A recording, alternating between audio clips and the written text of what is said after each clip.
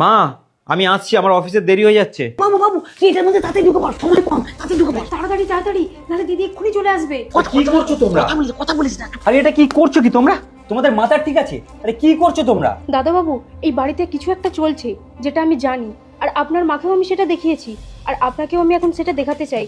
আপনি চুপচাপ এই বাক্সের মধ্যে লুকিয়ে পড়ুন। তোর মাথা ঠিক আছে? তুই কি এমন দেখাতে চাস, তাও আবার এই বাক্সের মধ্যে? তাড়াতাড়ি সরা বলছি এটা। আর বাবু ও যা বলছে সেটা শোন, তুই জানিস না তোর পিছনে এই বাড়িতে কি কি হয় সেটা তো জানা উচিত। আর আমরা বলে তো তুই বিশ্বাস করবি না, সেই জন্য আমরা এই পথটা বেছে নিয়েছি। আচ্ছা, কি হয়েছে কি তোমরা খুলে বলবে, নাকি এর থেকে আমি নিজেই বেরিয়ে যাব? হ্যাঁ হ্যাঁ ঠিক আছে, তোকে আমি একটু পরে কল তাড়াতাড়ি এর করছি। মধ্যে লুকিয়ে পড়ুন।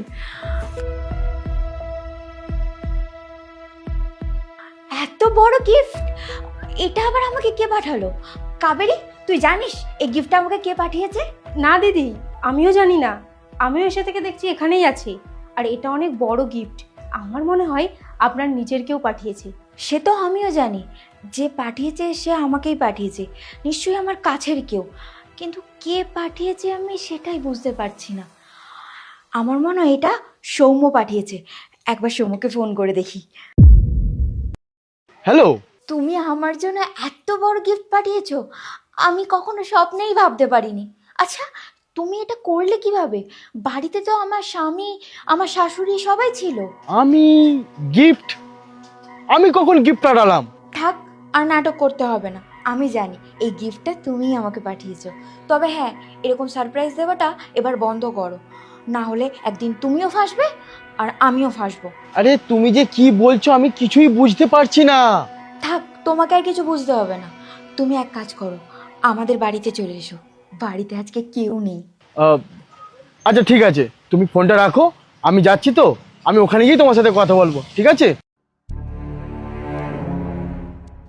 এই শোন, তোর দাদাবাবু বাড়িতে নেই তো? হ্যাঁ, চলে গেছে, এই 5-7 মিনিট হলো দাদাবাবু চলে গেছে। যাক, বাঁচা গেল। এতক্ষণে নিশ্চয়ই অনেকটা দূরেই চলে গেছে। আচ্ছা, আমার শাশুড়ি মা কোথায়? আরে দিদি, তুমি ভুলে গেছো, তোমার শাশুড়ি জগন্নাথ দর্শনে গেছে, আর আজকেই ফেরার কথা আছে। ও আচ্ছা আচ্ছা, আমার তো মনেই ছিল না। আর শোন, প্রত্যেক দিন যে বাড়িতে আসে সে আজকেও আসবে, সব কিছু রেডি রাখবি, আমাকে যেন কিচ্ছু না বলতে হয়। হ্যাঁ দিদি, আমি জানি। যা, অন্য রুমে গিয়ে কাজ কর। দিদি, তোমাকে একটা কথা বলবো? তাড়াতাড়ি বল। দাদাবাবুর সাথে তুমি যেটা করছো সেটা কিন্তু ঠিক করছো না, তুমি দাদাবাবুকে ঠকাচ্ছ। দাদাবাবু তোমার জন্য, এই পরিবারের জন্য সব কিছু করেছে, তোমার কোনো কিছুতে কোনো কমতি রাখেনি, তাও কেন দাদাবাবুকে ঠকাচ্ছ?